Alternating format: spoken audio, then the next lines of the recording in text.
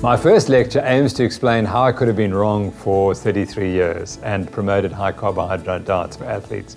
So I go through the extensive studies we did, and they were world-leading research. And we here in South Africa were the first to develop carbohydrate gels for use during endurance exercise. And they carried my name. It was called the Lepin FRN Squeezy, and the N was for Noakes, and the F was for Bruce Fordyce, and the R was for Bernard Rose. And the history books will remind you that we were the first to develop this right here in South Africa. And we did it on the basis of research, which I will present, and people will say, but I can understand now why you promoted this high carbohydrate diet. But what I didn't understand was that if you're insulin resistant, you're not going to do well with all that carbohydrate. And so I was insulin resistant myself, and my running got worse the more carbohydrate I ate, not better. But I couldn't see it because it was so ingrained that this high carbohydrate diet was healthy. And I then switch and say, fine, now after realizing I was insulin resistant and changing, what's the evidence that if you're insulin resistant, you should be eating a high-fat diet? And so I come to the conclusion at the end that if you're insulin sensitive, which is the minority of the population, it's fine for you to eat lots of carbohydrate. But if you're insulin resistant, you're in trouble. And you really got to be very cautious that the high carbohydrate diet won't drive you into type 2 diabetes as it did me, even though I was doing all this marathon running. Well, thanks, Donald, and thanks for the opportunity to speak to you. 30 years ago, this book was released, and I thought everything was true in it. And in Donald's book, in his film, you'll see me tearing out pages. Actually, it's not quite as bad as that. They weren't all wrong, but there was a lot that was wrong. And what I'm going to take you through today is all the evidence we had why we were so right and how we absolutely were correct. And then suddenly we realized perhaps it wasn't quite so true. And I'm going to show you evidence that is absolutely compelling, that everything I said was absolutely true. And then I'll show you how things can change. So I'm going to talk about the carbocentric model of exercise performance, which begins in 1962, not before. And then I'm going to talk about the fat-centric model of exercise performance, which goes from antiquity to 1962. Then Steve Finney comes along in 1984 and changes it very briefly for 1 year. And then I think in 2012 it starts again. And then I'm going to finish up on the paradox of the fat athlete. How's it possible to be, if calories in, calorie out is the big issue, how can you be fat if you're running hundreds of miles a week? So let's start on the carbocentric model of exercise performance. The first paper that we kind of really embraced in my book was this one, published in 1939, done by two Scandinavian scientists. And they had people eat a high carbohydrate diet or a low carbohydrate diet, and then had them exercise for as long as they could.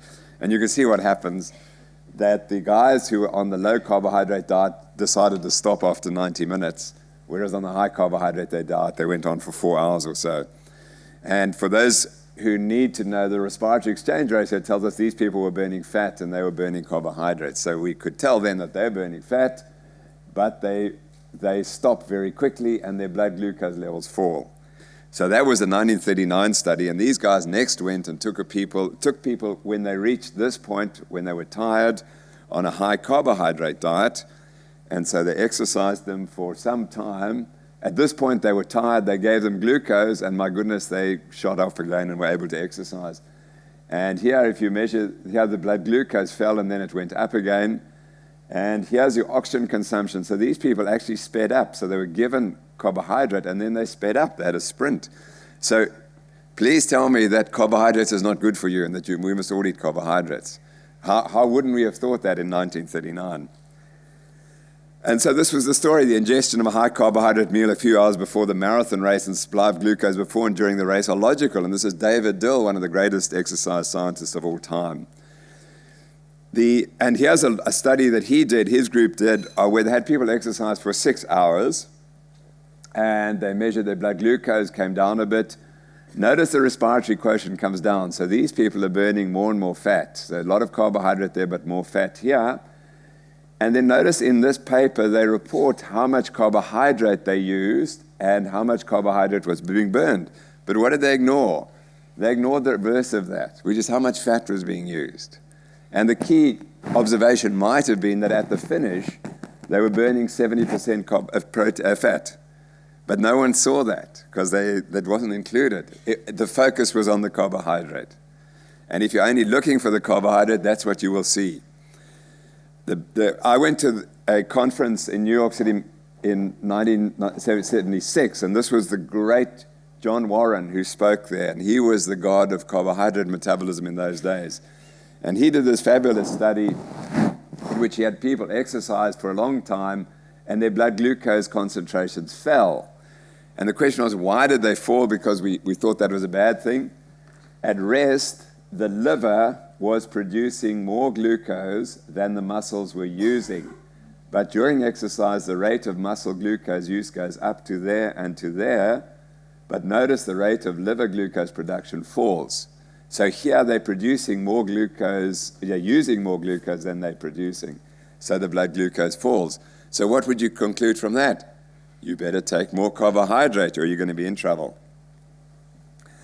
And then it took a long time. It took till 1986 before anyone was able to show that carbohydrates might help you in performance in a proper trial done by Ed Coyle, funded by Gatorade, the sports drink in America. And sorry, let me just move that. And here he has people exercising without taking any carbohydrate, and their blood glucose fell after 3 hours, whereas if they took carbohydrate, they were able to exercise for 4 hours. And their carbohydrate oxidation remained high.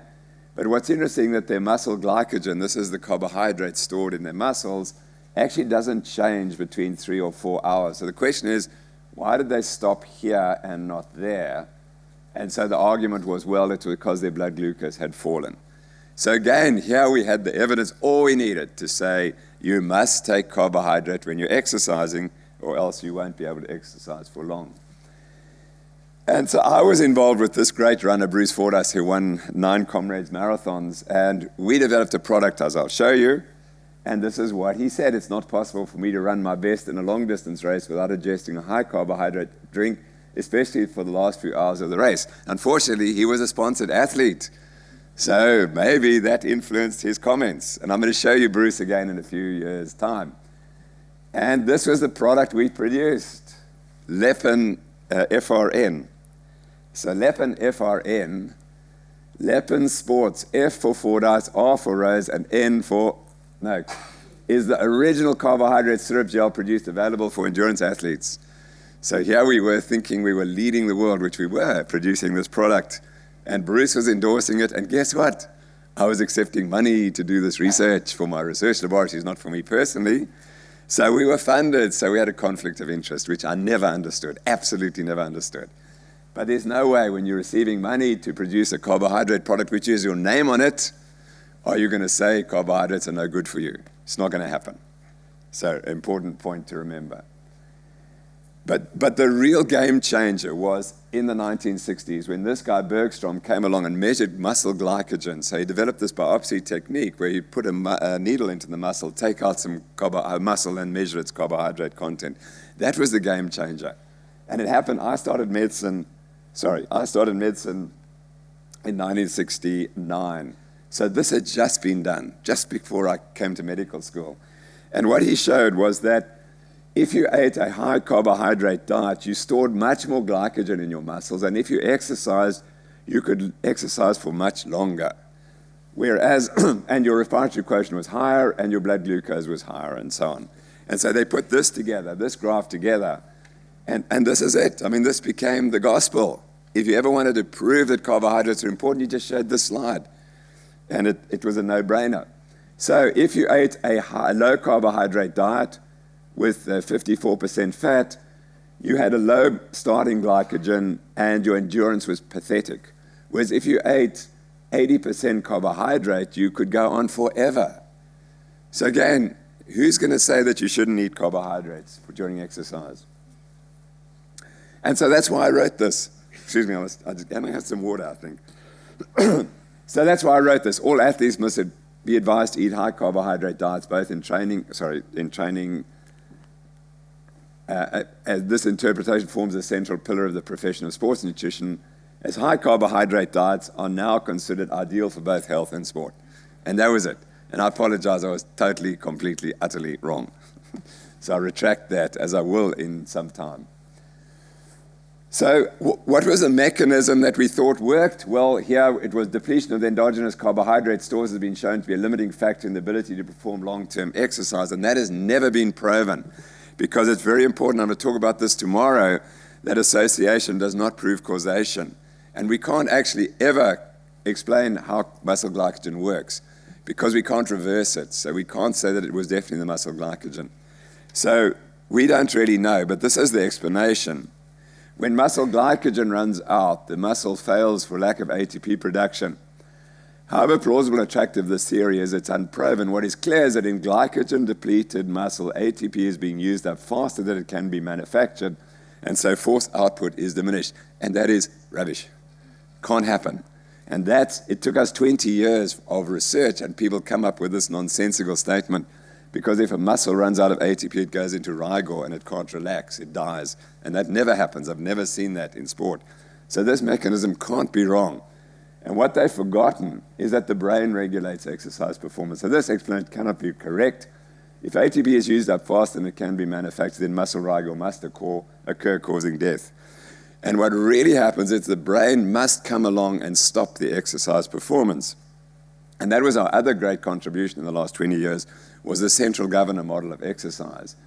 And this model of exercise, which is terribly important to understand when you're trying to test human athletic performance, is that the brain feeds forward to the muscles to drive them, and the muscles then feed back information with the rest of the body to influence the output. So we have output feed forward, the muscles work, but the muscles tell the brain how hard they're working, and so on.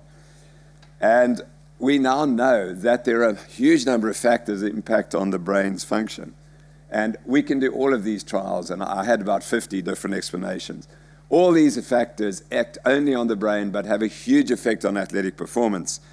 And then when you exercise, you anticipate so that you always start slower if it's a very long exercise.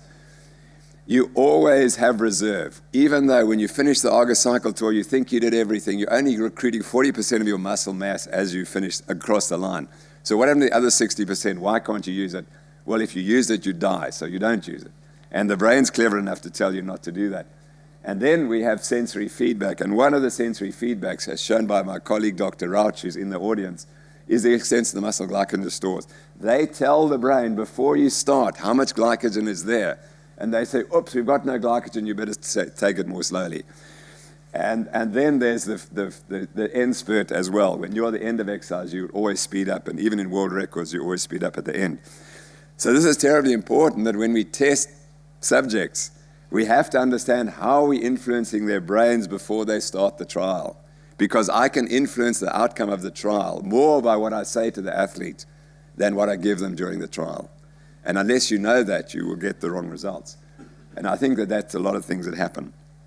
So, in the 1980s, Dr. Bosch and my group, we started studying the whole metabolism during exercise. I only show you this because I'm told every day by people who have an undergraduate degree, you know nothing about nutrition. I've only been studying it for 30 years, and it really frustrates me. So in that muscle, you have a liver, you have muscle, and they produce energy, and you store energy either in the form of carbohydrate or triglycerides. And so you can burn glycogen and glycogen from the liver or the muscles to energy. You can ingest carbohydrate, and that comes into the system. And you can also oxidize lactate, and you can oxidize fat. Now, we studied every single of those pathways, which is highly sophisticated, some of the best work ever done in the field. And one of the keys is to know how much fuel there is available. And here we were focusing on 100 grams of glycogen, 400 grams of muscle glycogen, 200 grams in inactive tissue, about another 60 grams an hour that you can provide, and we were ignoring that. That was the elephant in the room. That there was so much energy in fat And we were focusing on the carbohydrates. So for 20 years, we focused absolutely and completely on this. That's how much carbohydrate you have in your body. And that's how much fat you have. And we spent 20 years studying this. And that's the elephant in the room. And it still happens today. Why? Because there's lots of money pushing this research, and there's no money pushing this research at all. None at all. So the bias is absolutely apparent. So adipose tissue could supply sufficient energy for nearly 4 days of running, probably even more, Steve Finney might tell us, compared to less than 2 hours using only muscle glycogen stores. So we were focusing on this fuel that is almost hardly available in the body. And so one of the first studies we did was we studied people on a carbohydrate loading diet with no carbohydrate loading. And you'll see that your glycogen goes higher when you start. And at the end of 3 hours, you've got more glycogen. And this is what we were looking for. Here were some people who stopped. Fantastic. They stopped because they didn't have enough carbohydrate. What more could we want? So that's what we were always looking for, these outliers who would stop exercise. And we would say it's because they've not got enough carbohydrate. And we went and monitored, we calculated exactly where the fuel had come from during these experiments. And if you were carbohydrate loaded, notice what you do is you burn more muscle glycogen and less fat. So here you're burning 43% fat if you're non-loaded, and there the fat was 27%. So at the end of 3 hours, this group is still burning an enormous amount of carbohydrate. And we thought that's what we want to achieve. If we can get this 100% and that naught, we'd be happy. If we can completely obliterate fat oxidation, we'd be happy. That was our goal. And it's still the goal of the industry-funded research. So, in hindsight, we wanted to prevent all fat oxidation. But we couldn't see that at the time. I couldn't see it. Nor do many still today see that that's what we were trying to achieve. And we did experiments, and this is Laurie Roach also in the audience today, where we carbohydrate loaded, and then we saw what the performance was like. And so this was a distance they could cover in 1 hour. They did lots of exercise for about 2 hours. And then we got straight on the bicycle. And guess what? When they were carbohydrate loaded, they went further in an hour than if they're not carbohydrate loaded. So what would you have to say? You better carbohydrate load if you're for performance. And the next we did was to find out what was the best carbohydrate that we could possibly put in the drink. And we used highly sophisticated methods of using radio-labeled traces, and we could work out exactly where the blocks were and where the limitations were. And so we studied, these were our colleagues in Netherlands, and these were the different carbohydrate solutions that we used. This is our research. And we found that they were all the same, and that they gave you about 1 gram of carbohydrate per minute, or about 60 grams per hour. That was the maximum if you took it orally. And we worked out exactly what the problem was. The liver was the holdup, because the liver wouldn't release the glucose and have a high enough blood glucose concentration. So what we did was we injected the glucose into the bloodstream, the next experiments, and here we showed that if you inject the carbohydrates, this is the rate of oxidation, and this is time and exercise. This is taking oral glucose at 60 grams per hour. This is 90 grams per hour. When we injected it into the bloodstream, we could get much more glucose being oxidized. So that was fantastic. So then we knew that the limitation wasn't in the muscle's ability to use the glucose. We couldn't get the supply quick enough to the muscles. And then we showed then that you could replace a lot of the glucose that the body was using with exogenous. This is external glucose. So you could provide an enormous amount of glucose to the body if you took it orally. And you could spare the glycogen. And again, what were we focusing on? The focus was on maximum carbohydrate use and sparing glycogen by increasing exogenous glucose delivery.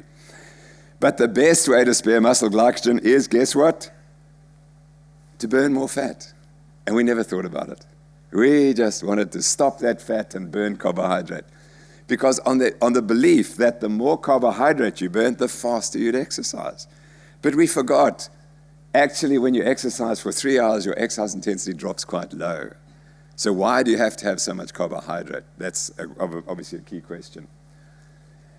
And then we did experiments with placebo. We realized that maybe this is a placebo effect. And no one's ever considered that. Because that's deception. And if I'm an athlete and I believe the carbohydrate loading is going to help, and I come to the laboratory and Dr. Noakes says, we've got this product sponsored by X, Y, and Z, and it's going to make you run a lot faster, so why don't you use it in this experiment? Of course you know what the outcome is going to be. So we decided to use a placebo. It was the only placebo-controlled trial that's ever been done of carbohydrate loading. The only one. And what we did was we gave them a carbohydrate that tasted like carbohydrate, but was obviously not carbohydrate. And they didn't know that. So now we have, in a 100K time trial, you'd think that that's going to make a big difference. So then that was the deception. It's not a deception, it's good science. So here was the study, published in 2000. Carbohydrate loading failed to improve 100K cycling performance in a placebo-controlled trial. Never done before. No placebo-controlled trial ever done. And there the data for the time, and this is how far they'd gone, and everything was exactly the same. The power output's identical. And so what did we conclude? This placebo-controlled study shows that carbohydrate loading did not improve performance. I wrote that, when did you see it? 2000. Okay, I wrote it 2000. Of a 100K cycling time trial during which carbohydrate was consumed. But like everything, we couldn't believe it. So we had to explain it in a way we could understand. So by preventing any fall in blood glucose, carbohydrate ingestion during exercise may have offset any detrimental effects on performance, a lower pre-exercise muscle and liver glycogen concentrations. And that is an ad hoc hypothesis. You can't have an ad hoc hypothesis. You're testing a null hypothesis. Does it work or doesn't it? No, it doesn't. Then it didn't work. Carbohydrate loading doesn't work. And you'll see that all scientists fail that way. And I'll show you tomorrow how we add these ad hoc explanations, because we can't accept it. So I wrote the book in 2002, and I still said carbohydrate load, but we disproved it, and perhaps enough to disprove it. And why not? It's because we all have groupthink. And groupthink's a mode of thinking used by members of a cohesive in-group whose desire for unanimity overrides any motivation to appraise alternative courses of action. And that was it. I mean, how was I going to get up and say that carbohydrate loading didn't work? Of course not. And so I didn't accept it myself, even though we disproved it. So that's the carbocentric model of exercise performance. Let's look next at the fat-centric model of exercise performance. And I think it begins in antiquity. And the reason I think that is this simple quote from Jim Peters, who was probably the greatest marathon runner of all time. He was astonishing. He lowered the world record by 7 minutes in the 1950s. And this is what he said. So he went to the 1948 Olympics. We were still rationed for meat, and none extra could be obtained. At the time of the 48 Olympics, we were given extra meat from the Americans. The Americans very kindly sent meat to the British athletes and also received food parcels from overseas. But this time, we were not so lucky for the 1952 Olympics. The only thing that could be done was to try to make up with extra bread and potatoes, which is probably not the best food on which to run over 100 miles a week in training, with the extra 20 miles or so thrown in quite frequently in competition. So that was his opinion, that meat was the way you ran marathons. And he set world records on it. So I suspect that that's what people were really eating, if we go back from antiquity, that they weren't eating high carbohydrates, at least when we're talking about European athletes. And then Steve Finney comes along, and he reads Valdemar Stefansson, and he'll tell you all about Valdemar's work with living in the Arctic and writing these 3 fabulous books, which are still classics. And he discovers that the Inuit eat a high-fat diet, and he wanted to explain why. And then along comes Steve Finney in 1984, and he wants to explain this. And this is the first study of a high-fat diet. And Steve is obviously going to explain this to you in detail. So this is the very first study. And he said 4 weeks of adaptation to the ketogenic diet resulted in no change in endurance performance, which was a big change because we thought that performance was affected. By the way, I must remind you that when we were doing the carbohydrate loading work on ourselves and running in the 1970s, we always went through a depletion phase. So we'd have 3 days in which we'd eat no carbohydrate. So we were exposed to this diet, and we felt terrible for 3 days. So that also sort of backed up. If you ate no carbohydrates, you'd feel terrible. So what was interesting on Steve's data, and I'm sure he'll address this, was that 2 people showed a huge increase in performance and the others showed different performance effects. And so clearly it was highly individualized, and I'm sure he'll address that. But for this athlete, these two athletes, the high-fat diet's magic. Whereas for this athlete, these two, it's a complete disaster. And that's, again, what we don't do in medicine. We don't look at the individual responses. And I think it's very easy to explain why this should happen, why you should have some people going up and others going down. Very easy to explain, and I hope we'll come to that. Now, we actually had done a high-fat study even before Steve, and he probably doesn't know this study. But when I just graduated, I started working with Johan Kuslager, who was doing his PhD on post-exercise ketosis. This was published in the Journal of Physiology, and you think, how can you publish a paper in Journal of Physiology 1979, 1980, on post-exercise ketosis? Surely it's sorted out. No. Johan came to me and he said, I want to study post-exercise ketosis. He said, Johan, my wife complains about my breath when I'm doing the low-carb phase for the carb loading. Maybe low carbs causes post-ketosis. That was it. That was the observation. So he said, okay, why don't we try it? So I became one of his first subjects. And here we go. So it was myself and one other so-called highly trained marathon runners. I didn't write that. So there were two of us. And here's our blood ketones. We exercised, and this was on a very low carbohydrate diet, and we got a great post-exercise ketosis. And this was the first study since 1930s showing this post-exercise ketosis. But what's really interesting is what happened to our blood glucose concentrations. So remember, there were two of us.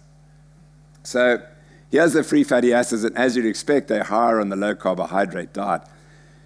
And here's insulin, but I want to focus on the glucose because I only realized, I looked back at this and with some interest many years later. But notice what happens to us. On the high carbohydrate diet, our glucose shoots up to 6. That's utterly abnormal. Glucose stays flat during exercise, except if you're diabetic or pre-diabetic. And look what happened. Even on the low carbohydrate diet, we both managed to push our glucose up to 5.5, which is abnormal. So I think that both of us were pre-diabetic. Tim Noakes and friend have insulin-resistant pre-diabetes despite youth and marathon running. And it was not due to insulin lack because we had plenty of insulin. But look at this high insulin here on the one day we did no exercise. That's quite high. That's over 30. That's a fasting insulin. So there we are. My point is, I suspect that if you check the blood glucose response to exercise, you'll pick up pre-diabetes quicker. That's what I think, but I don't have any evidence for that. So there we go.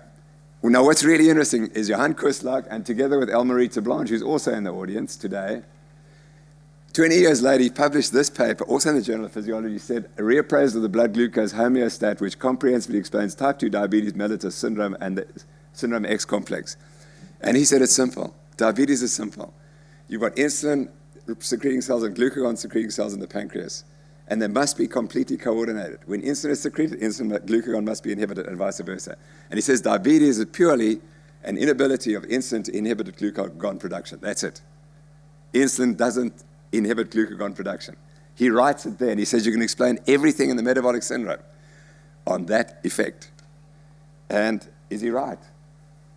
I think he's right, because this is the insulogenic versus the glucagonocentric explanation for type 2 diabetes.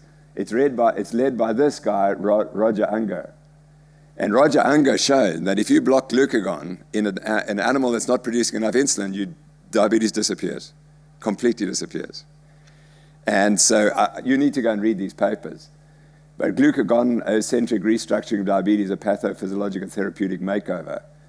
And he has an animal in which that when they make them diabetic with streptozotocin, they become profoundly diabetic. If they give them a glucagon blocker, the diabetes disappears.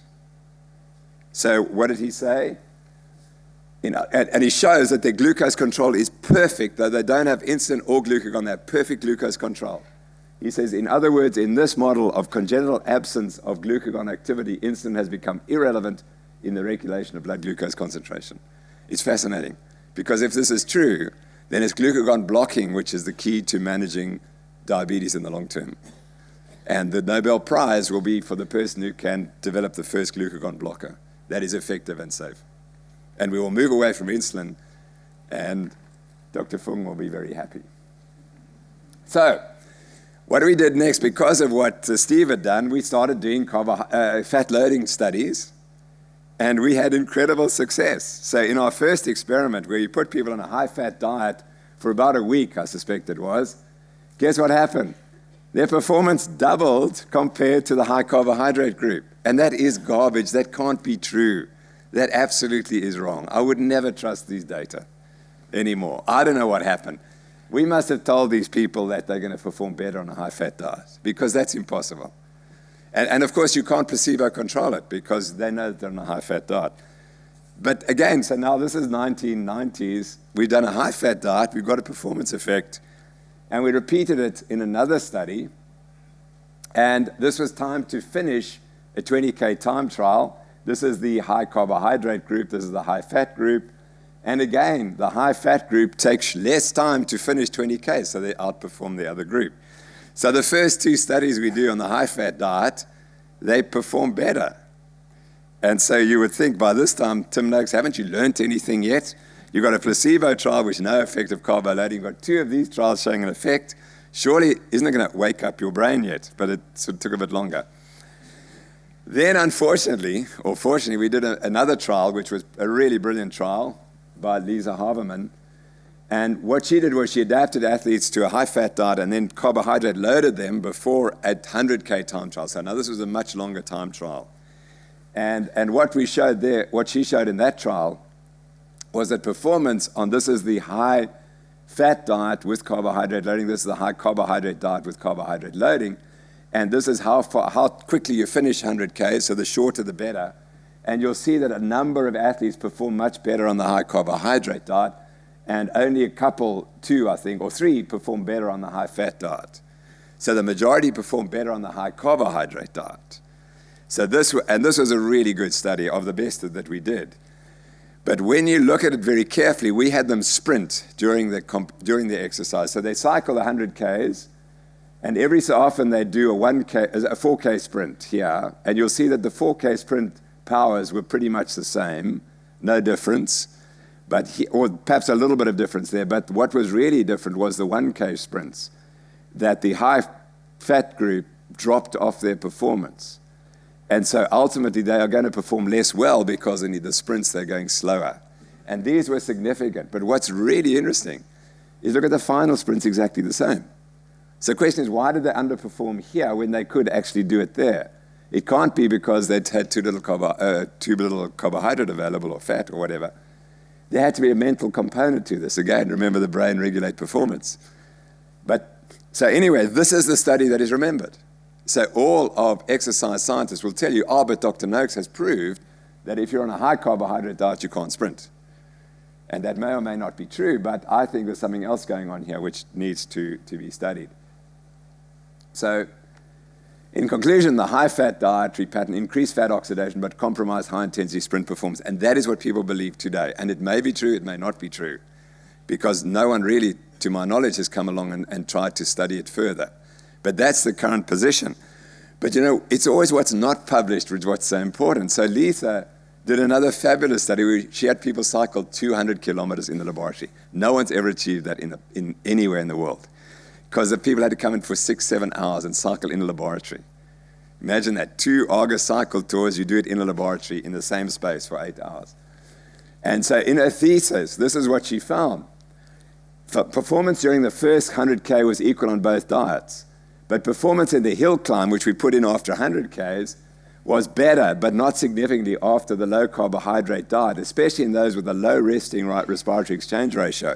Those are the fat oxidizers. So the fat oxidizers seem to do better, but because we had too few numbers, we couldn't prove it was significant. Athletes with low respiratory exchange ratio, i.e. people who are fat-adapted, improved performance on the low-carbohydrate diet. Whereas athletes with a high RER, i.e. carbohydrate adapted, improved performance on the high carbohydrate diet, and the conclusions were limited by small numbers.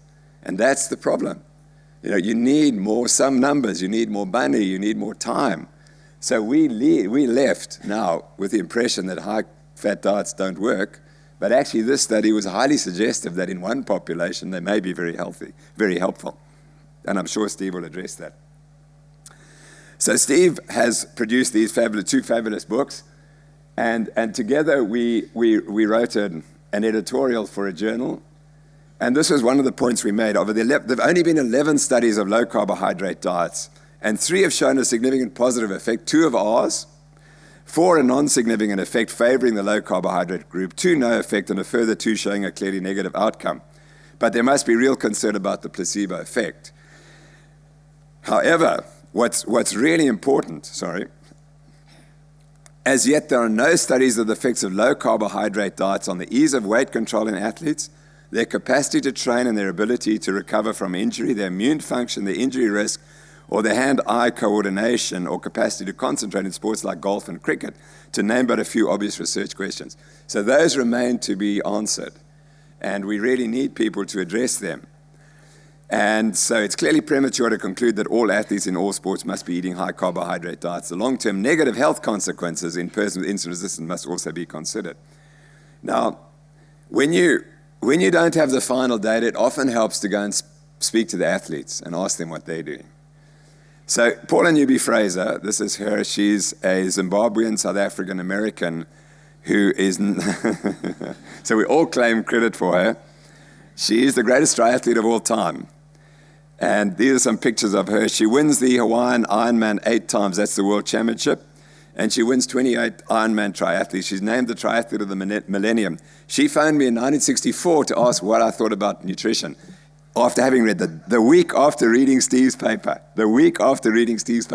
she asked me, Tim, there's a whole story about this new high-fat diet. What should I do? So misinterpreting my advice, she followed a low-carbohydrate diet all her life, and she still does. She believes it was the most important advice she ever received in her career, and she will tell you that. And she said, you can't train for the Ironman on pasta and salads. So there was the one athlete, and she, at the age of 50, she still looks like this. And this is a typical paleo athlete. There's no insulin roll, there's no extra fat, there's nothing. She's cut as she was. And she said to me, but Tim, I was born in Zimbabwe, we were always eating biltong all the time, so it was no difference. And she would load on fat before the night before the races. And then there's Mark Allen, who was the equivalent male athlete, who was the greatest athlete for 14 years. And he said this, even though he's funded by the carbohydrate industry, he said, I didn't do well on a high carbohydrate diet. It seemed like it was too low in protein. I personally need a little more fat than Pritikin was saying. So I didn't really tell people how I ate because it was so contrary to what was popular in the 80s. This was a 40% carbs, 30% fat, 30% protein. So he definitely wasn't eating 80% carbohydrate. I think he was probably eating more fat, but he wouldn't acknowledge it. And I then was fortunate to go to the Ironman in 1998 because it wasn't Gatorade funded that year, so they invited me. Those who know will know what that means. So we made some simple calculations. We did a simple experiment in the laboratory, and we said, if you were doing the Ironman, where was the energy coming from in the marathon? Because that was the key. You win it in the marathon. So where's the energy coming? Because we know you've got so little carbohydrate. We know you've got so little carbohydrate, and it's very possible that having swum for an hour and cycled for 4.5 hours, you'd be out of glycogen. So we did a similar experiment in the laboratory, and we measured people cycling at 40 Ks per hour for 180 Ks, and we calculated they would have burned about 700 grams of carbohydrate. But if your body's only got 500 grams, you've got a deficit. So where's the other 200 grams? So we made the calculation that when you start the Ironman, the marathon, you probably got no glycogen in your legs. So how are you going to get by? And very simply, you can make a simple calculation. Mark Allen ran a 2-hour 40 marathon at the end of the Ironman, which is astonishing. And therefore, he had to burn 74 kilojoules per minute of energy. And you can only get it from 3 sources: blood glucose, lactate, and fat. That was the question. So the question was, how much fat would he need to burn to run a 2-hour 40? So to run a 3-hour 30 marathon, he's got to burn 0.76 grams per minute. To run a 3-hour marathon, it's 0.91 grams per minute. And to run a 2 hours 40, he's going to have to burn 1.15 grams per minute. And we had never seen that in the laboratory. And we wondered, is it possible that a human could possibly burn 1.2 grams per minute? And so our theory was, if the metabolic model of fatigue is correct, the difference between running the final marathon in 2 hours 40 versus 3 hours 30 may be simply a 51% greater capacity to burn fat when body carbohydrate stores are depleted. So our question became, could you burn 1.2 grams per minute? And that was the question. Can you burn that amount? And again, Laurie Roach in our laboratory showed he had guys exercise for 6 hours, and they got up to about 0.75 grams of fat per minute. Nowhere near the magical number of 1.2. So now to take you further, I've got in the front row, James Smith is going to come up and talk to us because he's heading up our research on this. And he's done the first of our studies of athletes who are fat adapted. So James is named Jimbo for many reasons. And this is what he does in his spare time. And he climbs on the mountain and he puts new routes through. And then just to get exciting, he sometimes falls off. And I warned him, that when you take on the carbohydrate story, it's like falling off the mountain because no one's going to really like you very much. So anyway, James is going to tell us what he's been studying for the last 2 years. Which is... Yeah, sorry, you press that on there. Thank you very much, Tim, for allowing me to present some of the data that I collected in conjunction with one of my students, Chris Webster, who's here, and a few of our other colleagues and an international collaborator. So I started working on low-carb diets a few years back, around about the time that Tim first started making a noise in the media that carbohydrates are bad for you and you should be eating fat. And this was obviously met with a lot of resistance from athletes in particular, and including myself, who said that you can't possibly do endurance exercise if you don't eat plenty of carbohydrate. You need it for muscle glycogen. You need it to keep your blood glucose up. And he said, don't worry, you won't go hypoglycemic. You'll burn more fat. Your liver will produce plenty of glucose. You'll be fine. And around about the same time, we started getting emails from some athletes that had been eating this way for many months, if not years, eating this really low carbohydrate ketogenic diet, and they were sort of happy for us to test them. So Tim was like, okay, great, get these guys into the lab, see how much fat they're oxidizing, see how much glucose their liver's producing, and see what's happening with their muscle glycogen. So that's what we did. And they were actually an amazing bunch. They were really fanatical eaters. So you can see this is... Press the red one. This one? Yeah, that's right. Yeah, oh, no, that's green. Green, that's right. No, press the red. Okay. Sorry. Yeah, so this is their carbohydrate that they ate. They ate about 50 grams of total carbohydrate a day. That's about 5%. And they got more than 75% of their calories from fat. And that's eating red meat and the fat off meat, sort of pork crackling, coconut oil, butter, cream, eggs, that sort of thing. So we managed to find 7 of these athletes, and then we recruited 7 controls that ate we wanted them to find people that ate the really high carb, low fat diet, but we actually struggled to find them, funnily enough. These guys ate about 50% of their calories as carbohydrate, 30% of their calories as fat, which is higher than we expected and higher than is recommended by sporting authorities for athletes.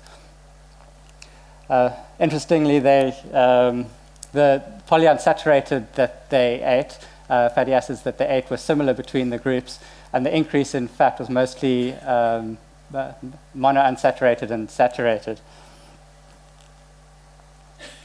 They were well matched. Most of them were in their 30s, so they're matched for age, body composition, and they also matched well for exercise performance. These numbers tell us that they're well-trained athletes. They're not really about to win the Tour de France, but they certainly compete. They're very competitive on a weekly basis. So we then got them into the lab. We infused tracers, glucose tracers, so that we could measure their liver glucose production. We took a couple of muscle biopsies before and after the exercise. We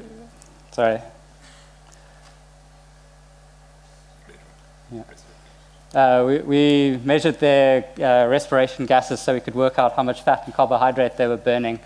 And we took regular blood samples.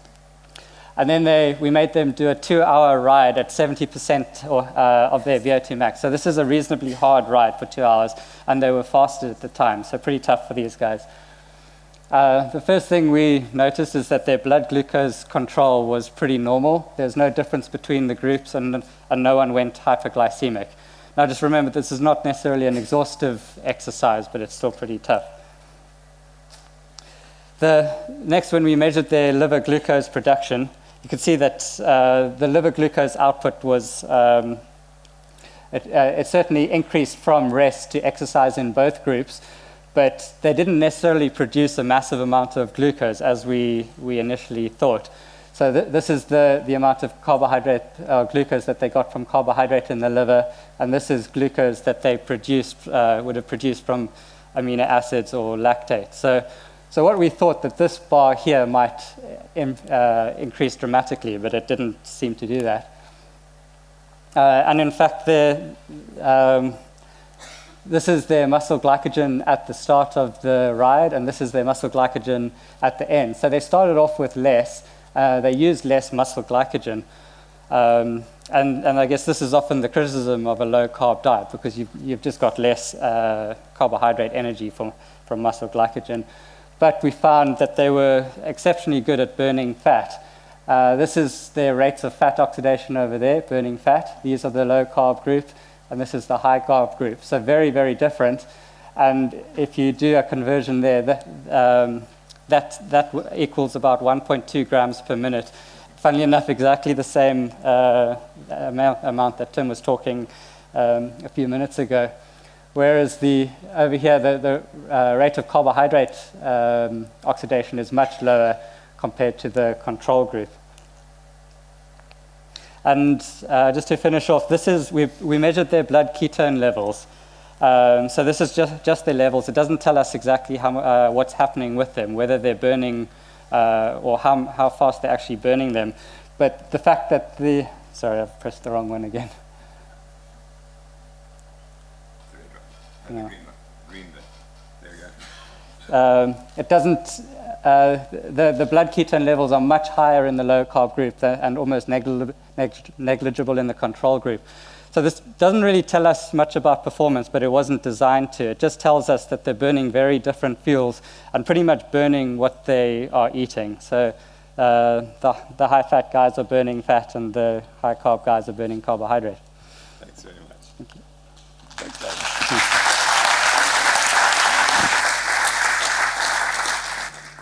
So what James shows is, firstly, the blood glucose was regulated. So please don't come and tell me you can't regulate your blood glucose on this diet.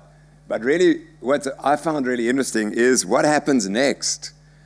If you're a carbohydrate-loaded athlete and you're at this point, you've got no glycogen to burn, and you can't burn fat. So what are you going to burn? So you really hit the wall. So they're metabolically crippled after 2 hours. That's a real interesting question. So we have to start studying people after 2 hours to detect what really happens to their performance as a consequence of this diet. So I'm going to finally finish up with the paradox of the fat athlete, probably due to insulin-resistant and high carbohydrate diets. So you've heard so much about insulin-resistant, and this is my graph for it. And as everyone has said who's spoken so far, we treat these conditions as separate conditions, but they're not. They're all the same condition. And they're not even a condition. They're an abnormal response to an abnormal input. And underneath is insulin resistance. And we're either carbohydrate tolerant or moderate or carbohydrate intolerant. And if we're highly tolerant, we're insulin sensitive, generally probably athletic. But if we're insulin insensitive, we're like myself, type 2 diabetes is the outcome. So everyone has shown you that if you're going to eat carbohydrates and you're carbohydrate intolerant, you're going to get to diabetes. So this is the question of what happens to athletes who eat lots of carbohydrates. So I've shown you Bruce Fordyce, and I can show you this because he's a great friend of mine. And that's what he looked like in 1984. 2009, he doesn't look quite as lean as this guy. He doesn't look quite as lean. He's looking a little bit metabolic syndrome-ish. And his running had got really worse, and he put himself on the high-fat diet, and he just completely recovered. He's completely normal. This is him with Zola Bud. He ran a 7.5-hour comrades. At this, he was running a 10-hour comrades. He ran a 7.5-hour comrades. He now runs 18 minutes for 5Ks. He's 56 years old. This is at altitude. He was running 22 minutes there, and he was probably running 15 minutes there. So here's a guy who became insulin resistant with time and suffered the consequences. But at the end, he said to me, I wonder if I'd eaten your diet here, how much faster I could have run. Yeah, that was his conclusion. And then there's my favorite Simon Gear, whom the South Africans will probably know because he's often on television. And Simon was another good athlete who got progressively heavier with age. And then he ran the Two Oceans 2 years ago, and he finished in almost last position. You've got to break 7 hours to get a medal, so he's almost last. And he's not a happy chappy, as you can see. And really interesting is he had run 9 marathons in 9 weeks to lose weight, and he put on 3 kilograms. So he spoke to me, and I said, Simon, it's time for you to take the carbohydrates out of your diet. So he said, Tim, I'm an athlete. I need the carbs. I've got to run fast. So I said, Simon, you're actually not running so fast here, you know. We call that the survival shuffle. So he goes on the diet. The first week, he loses 2 kilograms. Jeez. And then, I don't think he'll mind me telling you, but then all of a sudden, he can train more because he no longer chafes. So he's lost all the fat here. He says he can now train in now 70, 80, 90, 100, 120 Ks a week. He's never trained like that in his life before. And he comes to the Two Oceans the next year, and the question is, what's he going to run after a year or 6 months on this diet and more training? And so remember, it was 6:57, and this is him a year later. Sorry, we're coming to those guys. Here he is, 3:59. He dropped 3 hours. 3 hours. Obviously because he's a good athlete and he trained hard. But also that is Sean Mickeljohn behind him. And Sean won the comrades once and won 10 gold medals.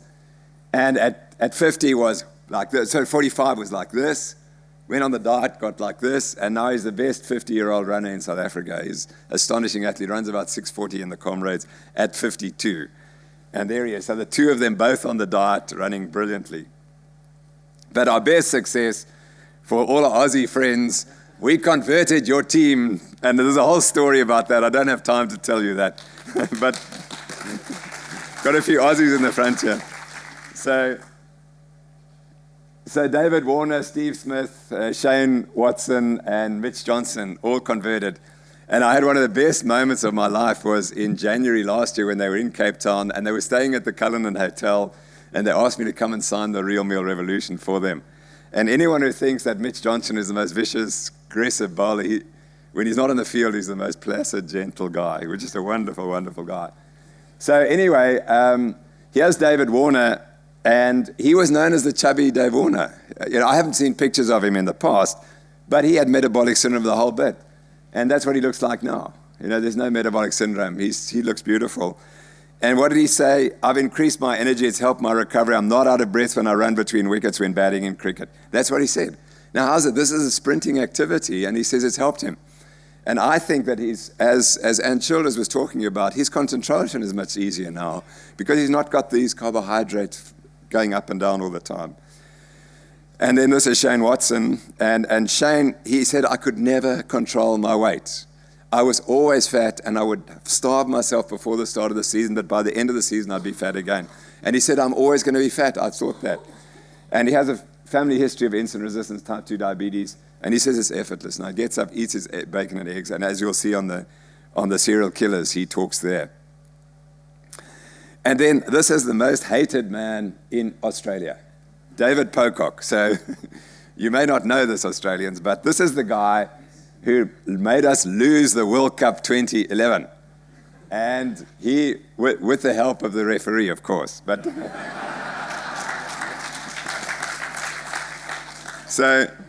on the day that we played the quarterfinals against Australia in the 2011 World Cup, I swear if Pocock had walked in the room, we would all have strangled him. He wouldn't have had a hope.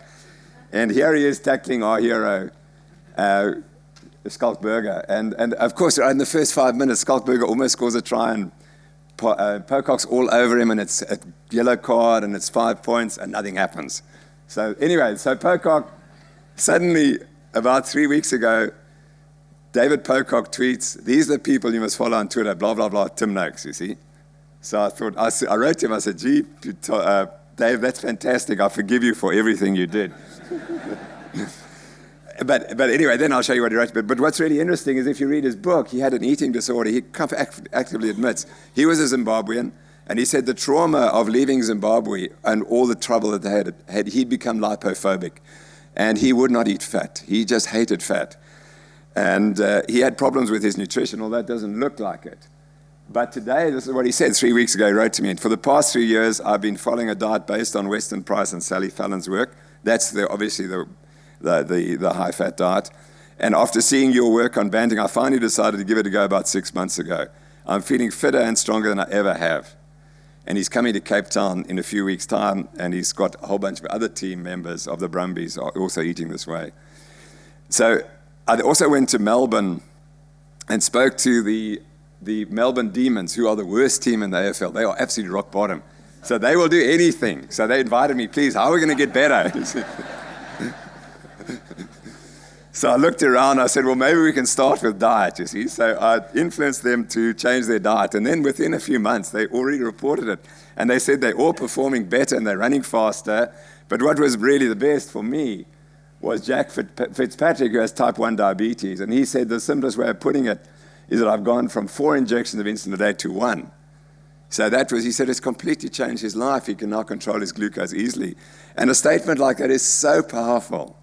You know, we can show you all the data you like on type 1 diabetes and using a high-fat diet for its management.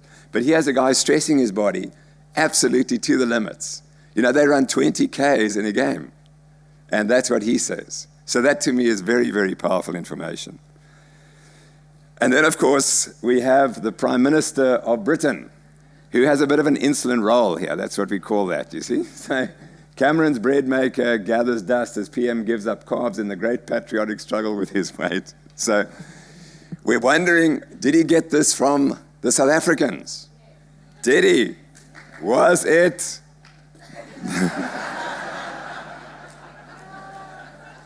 So I noticed the president has changed in his size. And the question is, what's he done? And we need him to come forward and say what he's done. Because his wife has also said, and she's head of one of the diabetes foundations in South Africa, she's also said that she has lost weight, changing her eating plan, but she didn't say what she's doing. So it would be very nice if he would come forward and say what the story is. Again, another person changing the world. So, to summarize what I've said, the carbocentric approach to sports nutrition began in 1967 with the introduction of the muscle biopsy needle technique. And it's a model of scientific reductionism. And why we bought in was because we just had to have a needle biopsy, and we were now at the center of the universe for research. As long as we just measured glycogen, we were doing it. And that's reductionism, and you can't reduce performance to one variable. It's impossible. It's much more complex than that. The fat-centric approach to sport nutrition probably begins in antiquity, but was revived by Stephen Finney in 1984, and he's going to speak about that in a few minutes. I believe this. I think that insulin-sensitive athletes might perhaps be at a biological advantage, and one of the advantages is that they can control their weight. And I think that probably a high-carbohydrate diet might help some athletes. And the fact that the Kenyans are the guys running the 2-hour marathons are close, and that they're eating a very high-carbohydrate diet, we can't ignore it. We can't ignore that fact, that they are doing extremely well. And we have to suggest that maybe if you're insulin-sensitive, you may benefit from a high-carbohydrate diet. But what we forget is the Kenyan who's coming 11th, who's a kilogram heavier because he's more insulin-resistant. And maybe he can't do better than 11th, but maybe if he cut the kilogram off, he might get up to 3rd or 4th. Maybe not number 1, but he might get to 3rd or 4th. So we can't exclude that possibility. So I'm holding out that I think that some athletes probably do benefit from high carbohydrate diets. Insulin-resistant athletes, we show, have the capacity to adapt to high-fat diets without any impairment in endurance exercise performance. I mean, Steve's shown that, so that you can adapt to this diet, and I've shown you individual examples of people who said they've adapted hugely and benefited enormously from it. But I think this is the bigger issue, that we've got to realize that there are issues of performance and there are issues of health. And we have to decide, what are we backing? And if you're insulin resistant, I think you've got to be careful about how much carbohydrate you eat. And I'm the classic example. Insulin-resistant athlete eat all this carbohydrate and gets type 2 diabetes. And that really is one of my key messages, that the long-term health of insulin-resistant athletes is very likely impaired by continuous exposure to high carbohydrate diets over decades. And then I would say perhaps that we still haven't got the final answers on the benefits of this diet in sports like cricket or golf, where you can maintain a different environment for your brain, where you're not always getting glucose bumps, and that may affect your ability to concentrate. And I think that that's where the next big change is going to occur, is in professional athletes who are involved in cricket and golf and other sports like that, who may come along and say that it's been hugely beneficial to them. And I'm hoping tonight, when Donald shows his movie Serial Killers 2, which I haven't seen, that deals specifically with elite athletes in North America who've adapted to this diet and who've benefited hugely from it. So thank you very much for your attention. It's been a privilege to speak to you.